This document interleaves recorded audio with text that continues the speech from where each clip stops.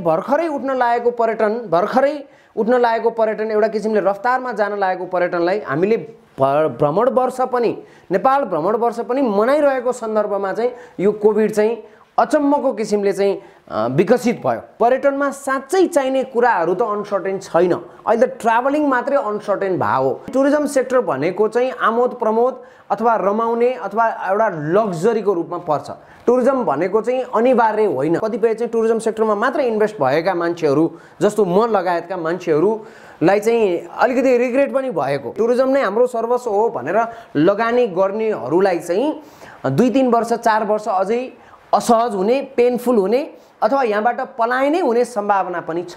हामी चाहिँ फेरि सर्भाइभल मुभमेन्टमा जान्छौँ। 1-1.5 वर्ष धान्न पाएदेखि सर्भाइभल मुभमेन्टमा जान्छौँ। व्यवसायलाई बचाइराख्नु अथवा उनलाई आशा जगाइराख्नु त राज्यको त कर्तव्य नै हो नि। बिजनेस स्ट्रेन्थको कुरा गर्ने हो भने tourism sector very very strong sector हो। This is right time to invest for infrastructure. लगानीकर्ताहरूले त जहिले पनि अपर्च्युनिटीहरू हेरिराखेका छ। भोलि रारामा भयङ्कर होटल चल्ने अवस्था भयो भने त मै जानेवाला छु रारामा होटल बनाउन।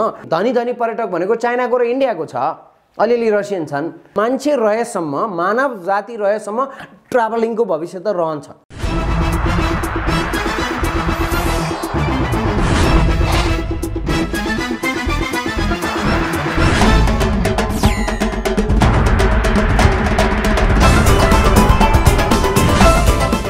यस कार्यक्रमका साथमा अजोड इन्स्योरेन्स, हरेक कदमको सहयात्री। रिभरफ्रन्ट बीच रिसोर्ट, बुटार, कुरिनघाट। मार्केटेड बाई इन्द्रेडी एडभर्टाइजिङ, मीडिया पार्टनर अर्थ र व्यापार विकली, अर्थव्यापार.com। दर्शकवृन्द नमस्ते। कार्यक्रम आर्थिक संवादमा यहाँलाई हार्दिक स्वागत गर्दछु। म नवीन काफले। विगत 1.5 वर्षभन्दा लामो समयदेखि नेपालको पर्यटन क्षेत्र करिब ठप्प प्राय अवस्थाबाट गुज्रिराखेको छ। कोरोना भाइरसको संक्रमणका कारण र सरकारले जारी गरेको लकडाउनका कारण नेपालको पर्यटन क्षेत्र प्रभावित बनिरहँदा पर्यटन क्षेत्रमा भएको ठुलो लगानीको विषयमा त एउटा ठुलो प्रश्न उठेको छ नै। त्यसबाहेक नेपालको पर्यटन क्षेत्रको भविष्यलाई लिएर समेत आम पर्यटन व्यवसायीहरू चिन्तित रहेको देखिन्छ। आजका दिनमा नेपालको पर्यटन क्षेत्रको भविष्यलाई लिएर नेपालको पर्यटन क्षेत्रमा लगानी गरेका लगानीकर्ता वा पर्यटन व्यवसायीहरू के सोचिराखेका छन् भन्ने विषयमा कुराकानी गर्न आज मैले पर्यटन व्यवसायी राजन सिमखडालाई कार्यक्रममा निमन्त्रणा गरेको छु। पर्यटन क्षेत्रमा आफ्नो बेग्लै पहिचान बनाउन समेत सफल सिमखडा पर्यटन क्षेत्रमा बौद्धिक पर्यटन व्यवसायीका रूपमा समेत परिचित हुनुहुन्छ।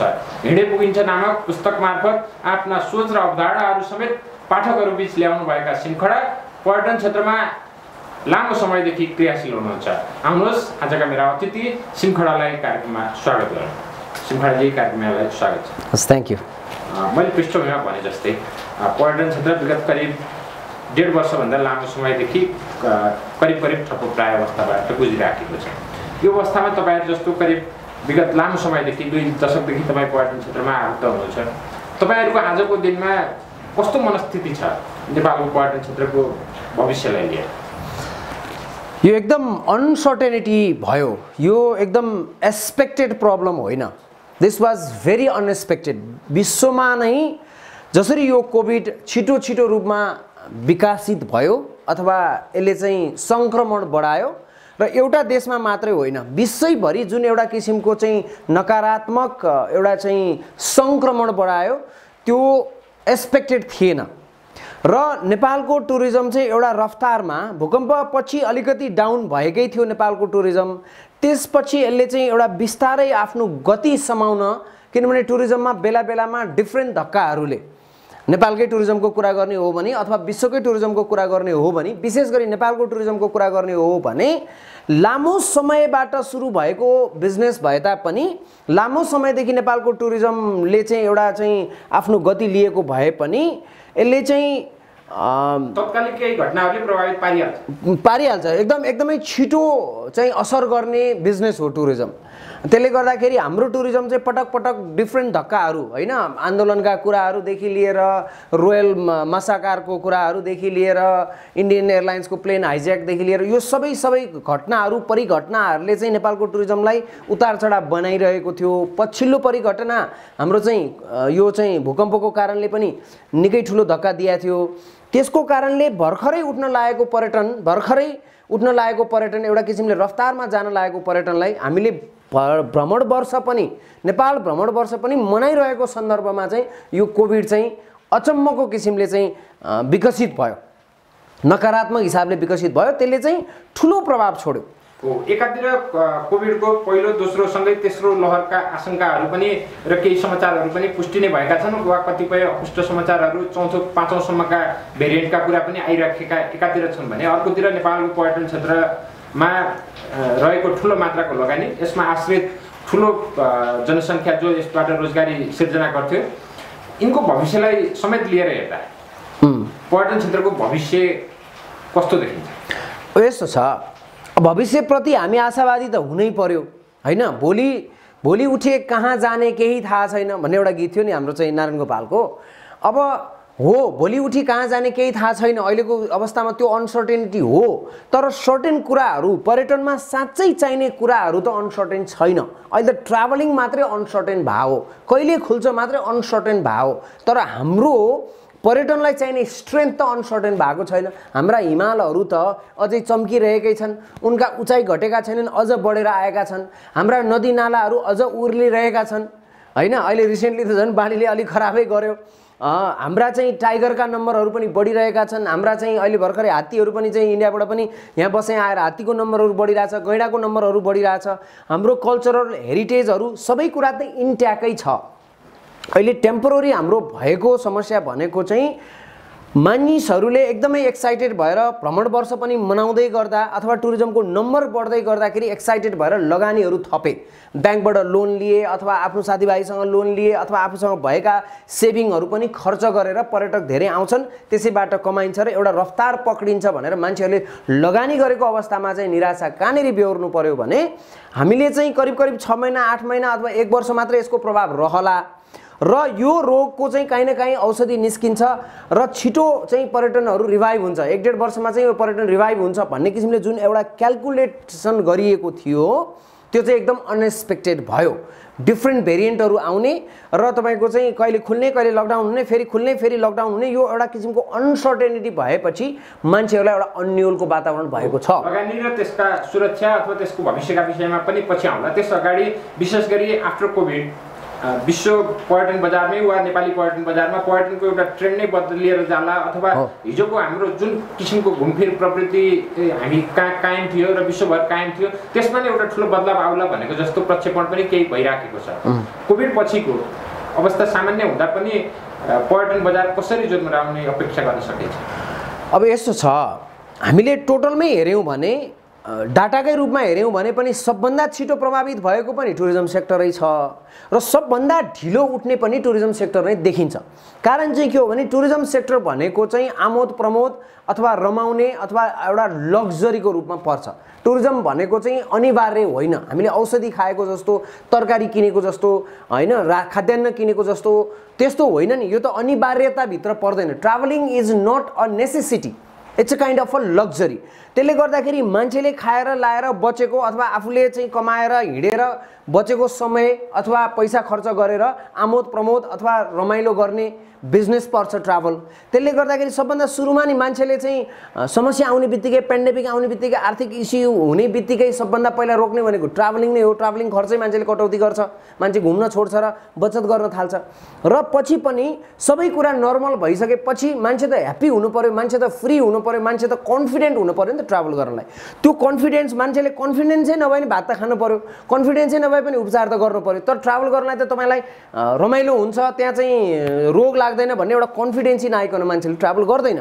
त्यसले गर्दाखेरि यो कन्फिडेन्स गेन गर्न हामीलाई टाइम लागिरहेछ। कन्फिडेन्स गेन गर्ने एउटा प्रमुख माध्यम भनेको अहिलेको परिप्रेक्ष्यमा भ्याक्सिन एन्ड ओन्ली भ्याक्सिन नै हो। तपाईँ आफ्ना विदेशी टुर अपरेटर र पर्यटकहरूसँग पनि बारम्बार सम्पर्कमै हुनुहुन्छ पक्कै। एकदम आजका दिनमा उनीहरू फेरि पुरानै अवस्थाको भ्रमण संस्कृतिलाई सुरुवात गर्ने सन्दर्भमा भ्याक्सिन र यसले उब्जाएका आशाहरूका सन्दर्भमा कतिको विश्वस्त छन् अथवा कति निकट समयमा फेरि पर्यटन क्षेत्र सुचारू होला भनेर हामी अपेक्षा गर्न सक्छौँ?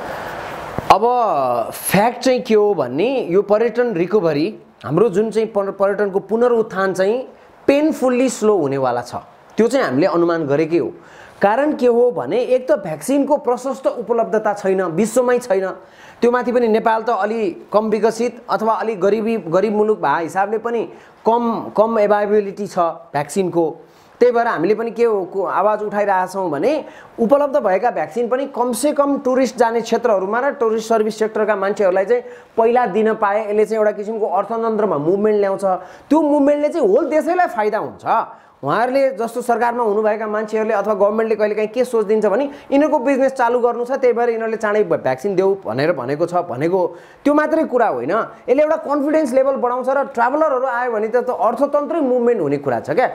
इन्टरनेसनलको मात्रै होइन कुरा होइन, डोमेस्टिक टुरिज्मको नि कुरा छ नि। डोमेस्टिक टुरिज्ममा पनि भ्याक्सिन लगाएको मान्छेहरूले सर्भ गरेको अथवा त्यो एरियामा चाहिँ मान्छे जाँदैछ भन्दाखेरि त कन्फिडेन्स लेभल, ट्राभलको कन्फिडेन्स लेभल बढ्छ र डोमेस्टिक ट्राभल पनि रिभाइभ हुन्छ क्या। डोमेस्टिक र इन्टरनेसनल दुईटै ट्राभल रिभाइभ भएपछि पैसा चलायमान हुन्छ। अहिले त इकोनोमी त स्टप भयो नि, चलायमान भएन नि। एउटा मान्छे अर्को ठाउँमा नजाने, अर्को ठाउँमा नकिन्ने, अर्को ठाउँमा नसुत्ने, अर्को ठाउँमा नघुम्ने अथवा बस नचढ्ने, प्लेन नचढ्ने अथवा मुभमेन्ट नहुने बित्तिकै टोटलमा त अर्थतन्त्र त स्टप भयो। अर्थतन्त्र स्टप हुनु भनेको पैसा कहीँ गएर थुप्रिनु हो भन्नुको मतलब सबैको हातमा चाहिँ रिसोर्सहरू उपलब्ध नहुनु हो। भनेपछि तपाईँको भर्खरै अभिव्यक्त गर्नुभएका विचारहरू सुन्दा पर्यटन क्षेत्र जुन सहजताका साथ हामी सुचारू हुन्छ भन्ने अपेक्षा पहिलो चरणको लकडाउनका सन्दर्भमा गरिराखेका थियौँ नि, त्यो अवस्थामा अहिलेका दिनमा हामी छैनौँ। मान्छेहरू उकुसमुकुस भएको कुरा साँचो हो। मान्छेहरू टाइम हुने बित्तिकै अथवा अलिकति कन्फिडेन्स बढ्ने बित्तिकै ट्राभल गर्न निस्किने कुरा साँचो हो। तर मान्छेलाई चाहिँ एउटा किसिमको चाहिँ त्यहाँ गएपछि रोग सर्दैन अथवा म मर्दिनँ अथवा मलाई चाहिँ रोग लाग्दैन भन्ने एउटा कन्फिडेन्स बिल्ड गर्नलाई भ्याक्सिन र त्यो एरियाको चाहिँ ओभरअल रिपुटेसन, एउटा चाहिँ सुरक्षित वातावरण हो, सुरक्षित इन्भाइरोमेन्ट हो, सुरक्षित गन्तव्य हो भन्ने एउटा किसिमको एस्योरेन्स हामीले नदिएसम्म चाहिँ पर्यटनहरू भरवार्ती बढ्छ अथवा त्यही लेभलमा आउँछ अथवा पर्यटनहरू सुचारू भइहाल्छ भन्ने अवस्था छैन। कन्फर्म हो त्यो। त्यसो हो भने भर्खरै कुराकानीको सन्दर्भमा पनि यहाँले राख्नुभयो नेपाल भ्रमण वर्षलाई लक्षित गरेर पनि ठुलो मात्रामा लगानी नेपालको पर्यटन क्षेत्रमा भएको थियो भने अन्य हिसाबले पनि र परम्परागत रूपमै हामी कहाँ रहेको लगानी त थिँदै थियो। पर्यटन क्षेत्रको भविष्य, निकट भविष्य त्यति उज्जवल नदेखिने र नेपालमा भएको लगानी वृद्धि भएको जो एउटा अंश छ त्यो कायम रहिरहने हो भने यसको सङ्कट चाहिँ कस्तो होला? यो सङ्कट त अलिकति गहिरो छ होइन। अब मान्छेहरू चाहिँ अब टोटलमै हेर्ने हो भने, इन्डस्ट्रीमै हेर्ने हो भने मान्छेहरू एकदमै छटपटाएको, व्यवसाय चेन्ज गर्न पाए हुन्थ्यो अथवा अर्को सेक्टरमा हात हाल्न पाए हुन्थ्यो अथवा कतिपय चाहिँ टुरिज्म सेक्टरमा मात्र इन्भेस्ट भएका मान्छेहरू जस्तो म लगायतका मान्छेहरूलाई चाहिँ अलिकति रिग्रेट पनि भएको, अलिकति डाइभर्सिफिकेसन गर्न पाए भए। जस्तो हामीले त साम दाम दण्ड भेद हाम्रो चाहिँ तपाईँको चाहिँ सबै कुरा बुद्धि बर्कत ताकत मेहनत पुँजी सबै चाहिँ टुरिज्ममा खन्यायौँ नि त, किनभने यसैलाई भविष्य देख्यौँ। यस्ता हामी जस्तै टुरिज्मलाई नै भविष्य देख्ने, टुरिज्ममा नै फ्युचर देख्ने, टुरिज्म नै हाम्रो सर्वस्व हो भनेर लगानी गर्नेहरूलाई चाहिँ 2-3 वर्ष 4 वर्ष अझै असहज हुने, पेनफुल हुने अथवा यहाँबाट पलायनै हुने सम्भावना पनि छ। हामीले भर्खरै पनि कुरा गऱ्यौँ पर्यटन क्षेत्रको लगानीको विषयमा। हजुर, पर्यटन क्षेत्रमा जति लगानी भएको थियो यो करिब विगत 1.5 वर्ष वा 2 वर्षकै समय भनौँ, यो 2 वर्षको समय चाहिँ आम व्यवसायीहरू जो ठुलो मात्रामा पर्यटन क्षेत्रमा लगानी गरेका थिए उनीहरूले यो 2 वर्षलाई कसरी पार गरे? अब यो भित्र विभिन्न कुरा भए। जस्तो कतिपय मान्छेहरू हामी लगायत सबैजना चाहिँ एकदमै आशावादी के थियो भने 1 सिजन अथवा 2 सिजन चाहिँ यो कोभिडले भयङ्कर इफेक्ट गर्ला, त्यसपछि चाहिँ तुरुन्त रिभाइभ हुन्छ अथवा मान्छेहरू चाहिँ त्यही लेभलमा नभए पनि करिब करिब मुभमेन्ट हुन्छ र हामी चाहिँ फेरि सर्भाइभल मुभमेन्टमा जान्छौँ। 1-1.5 वर्ष धान्न पाएदेखि सर्भाइभल मुभमेन्टमा जान्छौँ भनेर हामीले चाहिँ लोनहरूदेखि लिएर सबै कुरा पनि सर्ट टर्मली कुरा गऱ्यौँ, ब्याङ्कहरूलाई पनि त्यही अनुसार कुरा गऱ्यौँ। फेरि नेपालको पछिल्लो समयमा त टुरिज्मको यति राम्रो विकास भइराखेको थियो कि प्रशस्त नयाँ होटलहरू, प्रशस्त नयाँ डेस्टिनेसनहरू पनि ओपन भइराखेका थिए। पिपल वेयर भेरी एक्साइटेड होइन, एउटा गतिमा गइराखेको थियो। अब यो जम्मै मान्छेहरू चाहिँ पज भएर अलिकति निराश भएको अवस्था हो र अब यो कोभिड कस्तो किसिमको रहेछ भने यो त डिफ्रेन्ट भेरिएन्टको रूपमा डिफ्रेन्ट ठाउँमा आइराख्ने हुनाले जति छिटो निको हुन्छ अथवा रिभाइभ हुन्छ भनिएको थियो, सोचिएको थियो, त्यो भएन। त्यही भएर हामीले अहिले चाहिँ ब्याङ्कहरूलाई अथवा नेपाल सरकारलाई अथवा सबैसँग हारगुहार गरेर चाहिँ हामीलाई टुरिज्म चाहिँ रिभाइभ हुनलाई अथवा टुरिज्म सेक्टरलाई अलिकति चाहिँ सहुलियत लोनहरू कोभिड त हाम्रो नियन्त्रणमा छैन, तर पर्यटन क्षेत्रलाई पुनरुत्थान गर्ने अथवा यस का क्षतिहरू न्यूनीकरण गर्ने र तुरुन्तै सुचारू गर्न सक्ने अवस्थामा राखिरहने त हाम्रो काबुभित्रको विषय हो। यसबीचमा नेपाल सरकारले पनि पर्यटन क्षेत्रका लागि भनेर गत वर्षको बजेट र मौद्रिक नीति मार्फत पनि केही व्यवस्थाहरू गरेको जस्तो देखिन्छ। तपाईहरु जस्ता व्यवसायीहरूले चाहिँ सरकारले दिएका यी कतिपय सुविधाहरू र सहुलियतहरू कतिको अनुभूत गर्नुभयो? अनुभूत त खास गर्नु पाएको छैन। अब यो के छ भने अब देशै सेटिङमा चलेको छ भनिन्छ। अब त्यो राम्रो शब्द चाहिँ होइन, तर के भने अब काहीँ न काहीँ केही न केही लिङ्केजहरू नभइकन अथवा चाहिँ रिलेसनहरू नभइकन चाहिँ तपाईँले लोनहरू सबै कुराहरू पनि सहुलियत रूपमा नपाउने जस्तो वातावरण छ हाम्रो देशमा। हाम्रो देशको नियति नै त्यस्तो छ, किनभने त्यसरी नै स्ट्रक्चर भएको छ, जुन फ्याक्ट हो होइन, तितो पनि हो तर सत्य कुरा त्यही हो। त्यसले गर्दाखेरि सबैले अनुभव गर्न पाएको विषय होइन, तर यसको मतलब अपर्च्युनिटी त सबैले इक्वल पाओस् भन्ने त हो। राज्यको दृष्टिमा त सबैजना उही हो नि, उही लेभलको ट्याक्सहरू तिर्छन् अथवा उही लेभलको मेहनत गर्छन् अथवा जनतालाई अथवा व्यवसायलाई बचाइराख्नु अथवा उनलाई आशा जगाइराख्नु त राज्यको त कर्तव्य नै हो नि। जनताहरू पलायन भए अथवा तिनीहरू निराशा भयो भने त राज्यलाई पनि घाटा छ, मान्छेलाई पब्लिक लाइफमा नि घाटा छ, अर्थतन्त्रलाई पनि घाटा छ र अब नेताहरूलाई पनि चाहिँ पोलिटिक्सै गर्न पनि त घाटा छ नि। पब्लिकहरू खुसी भए, पब्लिकहरू होल्ड भइराखे, पब्लिकहरूले चाहिँ आशा जगाइराख्यो भने न देश रहन्छ, समाज रहन्छ, सबै कुरा इन्ट्याक्ट रहन्छ। नभए भनेदेखि त चाहिँ सबै चाहिँ छर्लम छुर्लुम हुने अवस्था हो। त्यसले गर्दाखेरि हामीले सोचेको जस्तो अथवा व्यवसायीले सोचेको जस्तो चाहिँ भएको छैन, अलिअलि चाहिँ भएकै हो। तर पनि अरू देशहरूको प्र्याक्टिसै हेर्ने हो अथवा विश्वमा अरू राज्यहरूको प्र्याक्टिसै हेर्ने हो भने पनि व्यवसायीहरूलाई रिटेन गरिराख्न काहीँ न काहीँ गभर्मेन्टले महत्त्वपूर्ण भूमिका, एकदमै चलाकीपूर्ण ढङ्गले महत्त्वपूर्ण भूमिका खेल्नुपर्छ। त्यसमा पनि विशेष गरी टुरिज्म सेक्टरको लागि हो। यो कोभिडभन्दा अगाडिका समयदेखि पनि नेपालमा बारम्बार पर्यटन क्षेत्रमा बाट उठ्ने गरेको आवाज चाहिँ पर्यटन क्षेत्रलाई विशेष उद्योगका रूपमा अथवा अलिकति प्राथमिकता प्राप्त उद्योगको रूपमा सरकारले हेरिदियोस् भन्ने अपेक्षा पर्यटन व्यवसायी र व्यवसायिका सङ्घ संस्थाहरूबाट बारम्बार आइरहेको हामी पाउँथ्यौँ। यो कोभिडको परिस्थितिले वास्तवमै पर्यटन क्षेत्रले विगतदेखि उठाइरहेको विषय र कोभिडका कारण अझ सङ्कटमा परिरहेको व्यवसाय भएको नाताले पनि यो मुलुकमा भर्खरै यहाँले जसरी सरकार र राज्य सञ्चालकहरूको अवधारणा र सोचको विषय ल्याउनु भयो नि, साँच्चै मुलुकको पर्यटन क्षेत्रलाई त्यही लेभलको प्राथमिकता नदिएको जस्तो कन्सेप्चुअली यहाँ देख्नुहुन्छ हो नै। त्यो हामीले हेऱ्यौँ भने विगतको चाहिँ इतिहासै हेऱ्यौँ भने पनि त्यो त देखिने कुरा हो नि। नेपालको टुरिज्म सेक्टर आजसम्म जहाँसम्म पुगेको छ तपाईँले हेर्नुभयो भने सबैले रियलाइज गरेको फ्याक्ट के हो भने असाध्यै धेरै मेहनत निजी क्षेत्रको होइन, गभर्मेन्टको चाहिँ कम इन्भल्भ भएको देखिन्छ नि। किनभने गभर्मेन्टले त बनाइदिनु पर्ने इन्फ्रास्ट्रक्चरहरूमा पनि कन्जुसाइ गरेको देखिन्छ होइन। एयरलाइन्सहरूको इन्फ्रास्ट्रक्चरदेखि लिएर रोड इन्फ्रास्ट्रक्चरदेखि लिएर अरू इन्फ्रास्ट्रक्चरहरू बनाउने कुरामा राज्यले बनाइदिनु पर्ने कुरामा पनि कन्जुसाइ गरेको देखिन्छ। जबकि त्यो इन्फ्रास्ट्रक्चरको कारणले प्रशस्त हामीले चाहिँ आर्थिक लाभहरू लिन सक्ने सम्भावना छ। र त्यति मात्रै होइन, जस्तो मार्केटिङकै कुरा गर्दा अथवा पर्यटन क्षेत्रलाई चाहिँ प्राथमिक उद्योगको प्राथमिकता उद्योगको रूपमा राखेको छैन।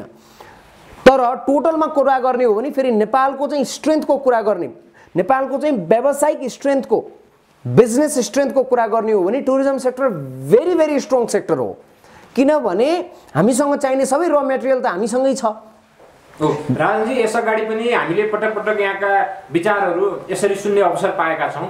यहाँले आफ्नो पुस्तक मार्फत हिँडै पुगिन्छ नामक पुस्तक प्रकाशनमा ल्याएर त्यसमा तपाईँका आफ्ना सोच र दृष्टिकोणहरू पनि केही ल्याउनु भएको थियो र देशका कतिपय नीति निर्माता अथवा सरकार सञ्चालन गर्ने व्यक्तिहरूलाई पनि यहाँले आफ्ना सोचहरू प्रस्तुत गर्नुभएकै छ। यहाँका सोचहरू उहाँहरूलाई प्रस्तुत गरिरहँदा उहाँहरूले व्यक्त गर्ने प्रतिक्रिया र हाम्रो व्यवहारमा भोगिरहेको अवस्था हेर्दा कस्तो अनुभव गर्नुहुन्छ? होइन, यस्तो छ क्या, अब जस्तो प्र्याक्टिकल को कुरा गरेको मैले के कुरा गरेको भने जस्तो चाहिँ जलविद्युतकै कुरा गरौँ। हामीले जलविद्युतमा अथाह सम्भावना छ भनियो, तर पछिल्लो चरणमा अहिले 8-10 वर्ष बाहेक अरू कुनै पनि टाइममा हामीले प्रशस्त जलविद्युतलाई लगानी गरेनौँ। जलविद्युतमा लगानी नगर्ने बित्तिकै त त्यसको बेनिफिट हामीले लिन पाएनौँ नि।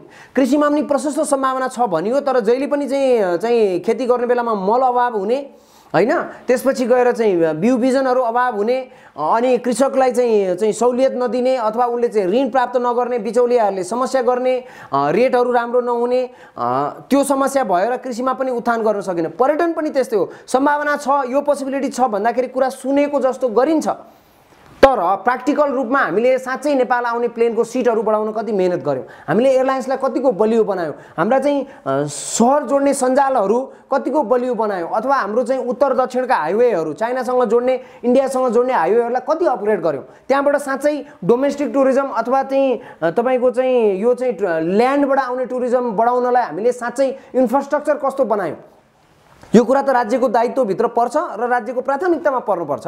त्यति नम्बर बढाउने बित्तिकै त हामी त तपाईँको र मेटेरियल, मैले भने नि सबै र मेटेरियल त हामीसँगै छ, यो त एकदमै सस्टेनेबल उद्योग हो। सस्टेनेबल नेपालको पर्यटन उद्योगलाई भनिरहँदा पनि अर्कोतिर हाम्रो यथार्थ के हो भने नेपाल पर्यटकीय गन्तव्यका हिसाबले विश्वमै असाध्यै महँगो गन्तव्यका रूपमा विकास भइराखेको छ र हाम्रा छिमेकी मुलुक र अन्य गन्तव्यहरू नेपालको तुलनामा निकै सस्तो रूपमा अथवा पर्यटकले कम खर्चमा पनि ती गन्तव्यहरूको भ्रमण गर्न सक्ने अवस्था आइरहँदा नेपालका व्यवसायीहरूले यस विषयमा पनि सोचेका छन्। अब यस्तो छ, जस्तो तपाईँको चाहिँ डेस्टिनेसन सस्तो हुनलाई त तपाईँको चाहिँ त्यहाँको एउटा त त्यहाँको इन्फ्रास्ट्रक्चरको पनि कुरा आयो, अर्को चाहिँ त्यहाँ पुग्ने चाहिँ एभाइबिलिटीको पनि कुरा आयो। जस्तो एयरलाइन्सहरू कति जस्तो हामीसँग त लिमिटेड एयरलाइन्स मात्रै उड्छ, लिमिटेड सिट मात्रै उपलब्ध छ। जस्तो हामीसँग भोलि बढेर ल चाहिँ 3 वर्षमा हाम्रो टुरिज्म रिभाइभ हुने अवस्था आयो र हाम्रो टुरिस्ट बढेर चाहिँ 10 लाख आइरहन्थ्यो, 10-11 लाखको हाराहारीमा आइलाग्थ्यो, 15 लाख टुरिस्ट आउँछु भनेर भोलि नै आउने अथवा 3 वर्षपछि आउने अवस्था भयो भने पनि हामीसँग ल्याउने क्षमता नहुन सक्छ क्या, किनभने हामी इन्फ्रास्ट्रक्चर वाइज रेडी छैन। अब अहिले जान्ने हो भने राज्यले कोभिड भयो, पेन्डेमिक भयो, सबै कुरा भयो, अलि निराशा छ म मान्दछु, तर इन्फ्रास्ट्रक्चर बनाउने राइट टाइम हो। This is right time to invest for infrastructure, किनभने हामीले अहिले नै एयरलाइन्सका चाहिँ नम्बरहरू, एयरलाइन्सलाई बलियो बनाउने, एयरलाइन्सका नम्बरहरू बढाउने, हाइवेहरू मेन्टेन गर्ने, पूर्व पश्चिम उत्तर दक्षिणका चाहिँ हाइवेहरू मेन्टेन गर्ने, चाइनासँगको चाहिँ रोड, इन्डियासँगको रोडहरूलाई चाहिँ ठुलो बनाउने, त्यसको चाहिँ सञ्जाल वृद्धि गर्ने हो भने जब पर्यटकहरू साँच्चै आउन थाल्छन्, कोभिड सकिन्छ 2 वर्षपछि, 1.5 वर्षपछि, 3 वर्षपछि जब चाहिँ टुरिज्म साँच्चै रिभाइभ हुन थाल्छ, मान्छे त वरारा आउन पाउनु पर्यो नि त, हामीले इन्फ्रास्ट्रक्चरहरू रेडी गर्नु पर्यो। त्यही भएर हामीले ब्याङ्कहरूलाई पनि के भनेका छौँ भने टुरिज्म सेक्टरलाई अलि लगानी नगर्ने कि भनेर बिचमा कुरा उठ्दाखेरि हामीले के भन्यौँ, विशेष गरी मैले लजिक के दिएँ भने राष्ट्र ब्याङ्कलाई पनि अरू प्राइभेट ब्याङ्कहरूलाई पनि मैले लजिक के दिएँ भने this is right time for investment. भोलि मसँग पर्यटक आउन थाल्यो र त्यसलाई बजारमा चलाउन थालेपछि त मसँग टाइम हुँदैन नि। अहिले त मसँग टाइम छ, म त बनाउन चाहन्छु। यतिखेर मैले चाहिँ जिप लाइन बनाउने हो कि बन्जी बनाउने हो कि होटल बनाउने हो कि रिजोर्ट बनाउने हो कि त्यसलाई अपग्रेड गर्ने हो नि, दिस इज राइट टाइम। त्यो बनिसकेपछि त 24, 25, 26मा त जब हामीसँग सबै इन्फ्रास्ट्रक्चर रेडी हुन्छ त 20 लाख पर्यटक आए पनि आउन, 30 लाख आए पनि आउन, we are ready to welcome you all because our infrastructure is ready. अब थप रोग अर्को आएन भने त नेपालको पर्यटन फेरि धराशायी हुनुपर्ने अरू कुनै कारण छैन। कारण हो भने इन्फ्रास्ट्रक्चर हो र राज्यले नदिएको चाहिँ तयार नगरेको अथवा हामी वेलकमिङ गर्नलाई रेडी नभएको अवस्था मात्रै हो, नभए भने पर्यटक त आउँछ। अर्कोतिर नेपालमै यहाँले जे लगानीका विषय र पूर्वाधारका विषयहरू उठाइरहँदा हामी कहाँ भएका गन्तव्यहरू पनि सीमित र हाम्रा प्रोडक्टहरू पनि सीमित। यिनै किसिमका प्रोडक्ट र यही किसिमका गन्तव्यहरूले वर्षौँदेखि नेपालको पर्यटन उद्योग धानिराखेको अवस्था छ। अब यस विषयमा चाहिँ सोच्ने बेला आएन? होइन, यस्तो छ, गन्तव्य त यस्तो हो, necessity is the mother of invention भनिन्छ। आवश्यकताले निर्धारण गर्ने कुरा हो। भोलि चितवनमा, पोखरामा, लुम्बिनीमा, बर्दियामा, लाङटाङमा, मनासलुमा, एभरेस्टमा मान्छे फुल हुन थाल्यो अथवा त्यसले धान्ने भन्दा त्यसको इन्फ्रास्ट्रक्चर भन्दा ज्यादा हुन थाल्यो भने नयाँ एरिया त स्वतः पहिचान भएर जान्छ। एक दोस्रो कुरा, लगानीकर्ताहरूले त जहिले पनि अपर्च्युनिटीहरू हेरिराखेका छ। भोलि रारामा भयङ्कर होटल चल्ने अवस्था भयो भने त मै जानेवाला छु रारामा होटल बनाउन, डोल्पोमा होटल बनाउन मै जानेवाला छु। यो इन्फ्रास्ट्रक्चर र नम्बर अफ टुरिस्टको कुरा चाहिँ फेरि यो चल्ला र अन्डा भने जस्तो कुरा छ। चल्ला पहिला कि अन्डा पहिला भने जस्तो। मान्छे नआइकन इन्फ्रास्ट्रक्चर बनाऊ भने फेरि मान्छे आइदिएन भने के हो? नयाँ इन्फ्रास्ट्रक्चरको कुरा गरेँ है मैले, पुरानोलाई अपग्रेडको कुरा गरेको होइन। तर इन्फ्रास्ट्रक्चर बनाइसके पनि मान्छे ल्याउन सकिएन भने पनि इस्यु हो। त्यसले गर्दा यो सँगसँगै जान्छ। तर भएकालाई अपग्रेड गर्ने र यसलाई जस्तो हाम्रो चाहिँ चाइनासँगको हाइवे कति वर्षदेखि बिग्रिरहेको छ, त्यो हामीले इन्ट्याक्ट बनायौँ त? के साँच्चै केरुङबाट गुटुटुट्टो मान्छे आउने अवस्था छ अहिले? हामीले रोडहरू अपग्रेड गऱ्यौँ अथवा हामीले चाहिँ जाङ्गुबाट मान्छे ल्याउन सक्छौँ? अथवा हाम्रो चाहिँ इन्डियासँग जोड्ने हाइवे कस्तो छ त? बनारसको मान्छे 6 घन्टा 8 घन्टामा पोखरा आइपुग्ने अवस्था छ, तर सकिन्छ नि त त्यसो गर्न त। ती हाइवेहरू अपग्रेड गर्ने त हामीसँग अहिले त प्रशस्त टाइम पनि छ। पैसा त माग्ने हो नि, कोसँग हुन्छ र पैसा? हामी त विश्व ब्याङ्कसँग मागौँला अथवा कोहीसँग मागेर हामी बनाउँछौँ, त्यही मान्छे आउँछ भोलि तिर्छौँ नि त। किनभने बजार त तपाईँको चाहिँ उत्तरमा 17 करोड मान्छे ट्राभल गर्न निस्किन्छ, दक्षिणमा 8 करोड मान्छे निस्किन्छ, 25-26 करोड मान्छे त हाम्रो उत्तर र दक्षिणमा मात्रै छ नि, डोमेस्टिक टुरिज्म बाहेक। छोडिदिउँ युरोपको कुरा, अमेरिकाको कुरा, उनीहरू आउने त आउँदै छन्, तर हामीसँग त यहीँ बजार छ नि। यो बजारलाई क्याटर गर्न आर वी रेडी? त्यही कुरो, जसरी दुईटा अवधारणाहरू पर्यटन क्षेत्रमा रहेको पाइन्छ। एकातिर युरोपियन अमेरिकन पर्यटकहरूलाई नेपालमा आकर्षित गर्नुपर्छ भन्ने एउटा धार छ भने, अर्को धार पछिल्लो समय आर्थिक रूपमा पनि प्रशस्त वृद्धि गरिराखेका चीन र भारतका पर्यटकहरूलाई नेपाल ल्याउन सकियो भने त्यसले नेपालको पर्यटनमा कायापलट गर्न सक्छ भन्ने अवधारणा छ। चीन र भारत हाम्रा छिमेकीहरू त हुन्नै, यी देशका पर्यटकहरूलाई नेपालमा आकर्षित गर्ने सन्दर्भमा हाम्रा पर्यटन मन्त्रालय, हाम्रा सम्बन्धित निकाय र हाम्रा व्यवसायीहरूले गरेका प्रयासहरू चाहिँ कतिको पर्याप्त छन्? प्रयासहरू पर्याप्त छैन। एक, किनभने प्रचार प्रसार नै छैन हैन। त्यही इन्डियाको पनि सबै प्रान्तको सबै भएको मान्छेले नेपालको पर्यटनको बारेमा अथवा नेपालको प्रडक्टहरूको बारेमा जानकारी छ भन्ने छैन।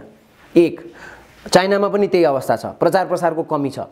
दोस्रो, लिङ्केजको पनि कमी छ। जस्तो आइदर उसले आउँदाखेरि चाहिँ एयरप्लेनमा अथवा चाहिँ ल्यान्डमा जसरी पनि सहजतापूर्वक नेपाल आउन सक्ने अवस्था त हुनु पर्यो। एक त रिजनेबल पनि हुनु पर्यो। हामीसँग भएका फ्लाइटहरू पनि जस्तो लासाकै फ्लाइटको कुरा गऱ्यो भने $400-500 पर्छ 1 घन्टाको फ्लाइट। त्यति महँगो फ्लाइट तिरेर ऊ आउन सक्ने कि नसक्ने, अथवा काठमाडौँ दिल्ली फ्लाइट कतिको कम्प्याटेबल छ त्यो हेर्नु पर्यो। र ल्यान्डमा आउन चाहने हो भने साँच्चै हाम्रो रुट त स्मुथ त हुनु पर्यो नि। उसले 8-10 घन्टा 15 घन्टामा त यहाँ आएर ट्राभल गरेर जाने अवस्था त सृजना गरिदिनु पर्यो नि हैन। ह्यासलहरू कम हुनु पर्यो, हाम्रो इन्फ्रास्ट्रक्चर बन्नु पर्यो। तर म त के भन्छु भने ती देशका मान्छेहरू, चाइनिज इन्डियन पर्यटकहरू चाहिँ गुणस्तरीय पनि छन्। हामीले चाहिँ कहिलेकाहीँ के भइदिन्छ भने हामी नजरअन्दाज के गरिरहेछौँ भने त्यहाँ चिप टुरिज्म मात्रै हो कि, सस्तो पर्यटक मात्रै हो कि, ब्याकप्याकर्सहरू मात्रै हो कि भनेर सोचिरहेछौँ। तर तपाईँले हेर्नुभयो आजका दिनमा भने कोरिया जाने अथवा चाहिँ जापान जाने, अमेरिकै जाने, इभन स्विजरल्यान्ड जाने नै मेजर धनी, मालदिप्सै जाने धनी पर्यटक भनेको चाइनाको र इन्डियाको छ, अलिअलि रसियन छन् हैन। त्यहाँ अब लग्जरीको हिसाबले पनि हामीले त्यही अनुसारको इन्फ्रास्ट्रक्चर बनाउने, हामीसँग राम्रो होटल, हामीसँग राम्रो रोड, हामीसँग राम्रो प्रडक्ट छ भने उनीहरू स्विजरल्यान्ड छोडेर अथवा अरू देश छोडेर नेपाल नआउनु पर्ने त कारण छैन नि। तर हामी तयार हुनु पर्यो। पर्यटन क्षेत्रकै लगानी र लगानीकर्ताहरूको दृष्टिकोण हेर्ने हो भने अहिले पछिल्लो समय दुईटा किसिमका धार देखिन्छन्। एक थरी व्यवसायीहरू पर्यटन क्षेत्रबाट छोडेर अन्यत्र पलायन भएको जस्तो देखिन्छ भने, एक थरी व्यवसायीहरू यसलाई अवसरका रूपमा लिएर पर्यटन क्षेत्रमा लगानी भित्राइरहेको र भित्राउन चाहेको जस्तो पनि देखिन्छ। यो दुईटा फरक किसिमका जो मेथड देखियो नि, यो व्यवसायको सोच र सूत्र हो कि यसलाई कसरी हेर्नु भएको छ? होइन, यस्तो हुन्छ अब जिन्दगीमा पर्सपेक्टिभ त फरक हुन्छ नि, दृष्टिकोण त फरक हुन्छ। चिज त्यही भए व्यक्ति पछिको फरक हुन्छ। व्यवसायको पनि त्यही हो। जस्तो कसैले चाहिँ त्यसलाई चाहिँ विध्वंसात्मक अवस्थामा चाहिँ सकारात्मक हिसाबले चाहिँ यो राइट टाइम हो उठ्ने भनेर चाहिँ निर्माणतिर लागिरहेको हुन्छन्। कोहीले चाहिँ ल अब सक्यो, सर्ट टर्म चाहिँ भिजनको लागि आएको मान्छेहरू चाहिँ ल सक्यो, अब अर्को सेक्टरमा जानुपर्छ। अब कोही चाहिँ तपाईँको पर्यटनलाई चाहिँ म लाइफलाइन बनाउँछु, जिन्दगी नै मेरो यही हो भनेर लागेकाहरू अथवा पर्यटनमै भिजन देखेर आएकाहरू चाहिँ टिकिरहेका होलान्। अब पर्यटनमा चाहिँ अलिअलि पैसा कमाउँछु अनि त्यसपछि अन्त लगानी गर्छु अथवा पर्यटन ठिकै टिक्छ नठिकै चाहिँ यसलाई चाहिँ साधारण व्यवसायको रूपमा हैन, उद्देश्यविहीन अथवा चाहिँ रमाइलोको लागि मात्रै अथवा पैसा बनाउन मात्रै लागेको प्यासनेटली नलागेका मान्छेहरू त पलायन भयो होलान् हैन। बिजनेसमा त्यस्तो त हुन्छ। फेरि अपर्च्युनिटी जहाँ हुन्छ त्यहाँ जाने, एक थरी मान्छेहरू इन्भेस्टरहरूकै कुरा गर्ने हो भने पनि जहाँ नाफा हुन्छ त्यहाँ इन्भेस्ट गर्ने त सबैको चलन हुन्छ। व्यवसायको धर्मै पनि नाफा कमाउनु हो। तर जो चाहिँ मान्छे प्यासनेटली लागिरहेछन् अथवा जसको चाहिँ डिपली इन्भल्भ छ उसले त अपर्च्युनिटीको रूपमा देखिरहेको छ हैन। जस्तो मेरै कुरा गर्नुहुन्छ भने पनि म अब जस्तो रिभर फन्ड मेरो बिजनेस छ, त्यहाँ चाहिँ म जिप लाइनहरू अरू इन्फ्रास्ट्रक्चर थपिराखेको छु। ठमेलमै पनि चाहिँ म अलि डिफ्रेन्ट ढङ्गले चाहिँ निर्माणतिर लागिरहेको छु हैन। अब यो टाइम चाहिँ राइट टाइम हो चाहिँ निर्माण गर्ने अथवा पुनर्निर्माण गर्ने अथवा यसलाई चाहिँ मोडिफिकेसन गर्ने भन्ने हो। तर तपाईँले भन्नुभएको जस्तो फेरि फाइनेन्सियल क्रन्च अथवा तपाईँको चाहिँ पुँजीको कमी अथवा अलिकति निराशा जस्तो त हुने अवस्था भयो। त्यहीँनेरि हो राज्यले चाहिँ तपाईँको इन्टरभेन गर्नुपर्ने, राज्य छिर्नुपर्ने नै त्यही हो। राज्य हरेक सङ्कटमा केही न केही अवसर त हुन्छ भन्छन्। तपाईँका यसअगाडि पनि हामी कतिपय सकारात्मक सोचका विषयहरू हामी सुन्दै आएका छौँ। नेपालको पर्यटन क्षेत्रमा पनि यो पछिल्लो समय जुन विगत 1-1.5 वर्षदेखि हामी जुन सङ्कट भोगिराखेका छौँ, यो सङ्कटलाई मूल्याङ्कन गर्दै पर्यटन क्षेत्रको भविष्यको बारेमा हामी सकारात्मक बन्ने चाहिँ कसरी? अब यस्तो छ, अब यो विश्वमा आउने प्रब्लमहरू अथवा यस्तो महामारीहरू चाहिँ अनप्रेडिक्टेड हुन्छ। यो प्रेडिक्ट गरेर आउने विषय नै होइन। महामारी, दुर्घटना भन्ने कुराहरू प्रेडिक्टेड विषय नै होइन। जस्तो चाहिँ भूकम्पकै कुरा गरौँ अथवा यस्तो रोगहरू, महामारीहरू प्रेडिक्टेड विषय होइन। यो अनप्रेडिक्टेड रूपमा आएको विषय हो। यो कति समय रहन्छ अथवा यसको प्रभाव कसरी कम गर्न सकिन्छ भन्नेतिर चाहिँ हामीले ध्यान दिनु पर्यो। अब भविष्य नै नहुने भन्ने त हुँदैन, किनभने मान्छे रहेसम्म, मानव जाति रहेसम्म ट्राभलिङको भविष्य त रहन्छ। तर के छ भने ट्राभलिङको मोड चेन्ज होला अथवा ट्राभलिङको चाहिँ तपाईँको चाहिँ त्यसको चाहिँ आइटिनरी चेन्ज होला अथवा त्यसको तरिका चेन्ज होला। जस्तो एक्सपिरियन्सल ट्राभल भन्ने आइरहेछ अहिले, मान्छेहरू चाहिँ कम्युनिटीमै गएर एक्सपिरियन्स गर्ने। अब पहिला जस्तो ग्रुप ट्राभल नभएर इन्डिभिजुअल ट्राभल हुनसक्छ, किनभने मान्छेहरू त ग्रुपमा ट्राभल गर्न मिसिएर भिडमा ट्राभल गर्न नरुचाउने जस्तो भयो नि त अहिले यसको कारणले। अथवा लग्जरी ट्राभलको सेगमेन्ट अलिक बढ्न पनि सक्छ कि मान्छेहरू चाहिँ जहाँ कम मान्छे छ त्यहाँ धेरै चाहिँ ट्राभल गर्ने, अथवा तपाईँको चाहिँ कम मान्छे जाने ठाउँ चाहिँ पपुलर हुनसक्छ क्या, किनभने त त्यहाँ भिड छैन, म त्यहीँ जान्छु। जस्तो नेपालै पनि पपुलर हुने सम्भावना किन छ भने हामी त नेपाल त अरू देश जस्तो ग्रिस जस्तो अथवा अरू देश जस्तो एकदमै पपुलर डेस्टिनेसन त होइन। नेपालको माउन्टेनहरू अझ सुरक्षित हुनसक्छ क्या, किनभने त्यो त आइसोलेसन हो नि त। जस्तो नाम्चे गइसकेपछि अथवा तपाईँको चाहिँ ट्याङ्बोचे गइसकेपछि अथवा अन्नपूर्ण बेस क्याम्प अथवा घोरेपानी कुनै सेक्टर उनीहरू गइसकेपछि त्यो ट्रेकिङ रुटमा त कम मान्छे हुन्छ नि त, त्यो त त्यसै पनि अलिक सेफ डेस्टिनेसन भयो नि त। अथवा त्यो गेस्ट हाउसमा त जम्मा 10 जना मान्छे मात्रै हुन्छ नि त, त्यो त चाहिँ तपाईँको चाहिँ डिस्को थिएटर जस्तो अथवा चाहिँ तपाईँको चाहिँ एकदम चाहिँ भिड हुने क्षेत्र 150 मान्छे 300 मान्छे बस्ने सेक्टर त भएन। त्यही भएर होटलहरू पनि तपाईँको चाहिँ एकदम सानो 10 जना मात्रै अट्ने, 5 जना मात्रै अट्ने अथवा बुटिक होटलहरू त्यस्तोहरू पपुलर हुने दिन आउन सक्छ हैन। ट्राभलको चाहिँ तपाईँको चाहिँ भनेपछि सम्भावना यथावतै छ, सम्भावना यथावतै छ। मैले त त्यो भन्ने गरेको पनि छु कि निराशा हुनुपर्ने कुनै कारण छैन। हाम्रा हिमाल यहीँ छन्, हाम्रा जङ्गल यहीँ छन्, हाम्रा नदीनाला यहीँ छन्, हाम्रा जनावर यहीँ छन्, हाम्रो कल्चर यहीँ छ। हामी दसैँ मनाउन छोडेको छैन हैन। हाम्रो सबै कुरा एक्टिभिटिजहरू त सबै छ नि, हाम्रो डाइभर्सिटी त यहीँ छ नि। त्यसो भए हामी अपेक्षा गरौँ कोभिडको यो जो त्रास छ, कोभिड विश्वभरबाटै चाँडै अन्त्य भएर जाओस् अथवा त्यस कामना गरौँ। नसके पनि हाम्रो सरकारले आम नागरिकहरू र विदेशी पर्यटकहरूसँग सम्बन्धित क्षेत्र र त्यहाँका जनसङ्ख्यालाई भ्याक्सिनको छिटोभन्दा छिटो उपलब्धता गराएर नेपालको पर्यटन क्षेत्रलाई सुचारू गराउने सन्दर्भमा नेपाल सरकारले विशेष सोच राखेर त्यसलाई लागू गर्न सकोस्। विगतमा जस्तै यहाँका महत्त्वपूर्ण र सकारात्मक सोचहरू हामी सुन्दै आएका छौँ। आगामी दिनमा पनि त्यो सुन्न पक्कै पाउने नै छौँ। यहाँको महत्त्वपूर्ण समय र विचार हामीलाई दिनुभयो, हार्दिक धन्यवाद। हस्, थ्याङ्क यू।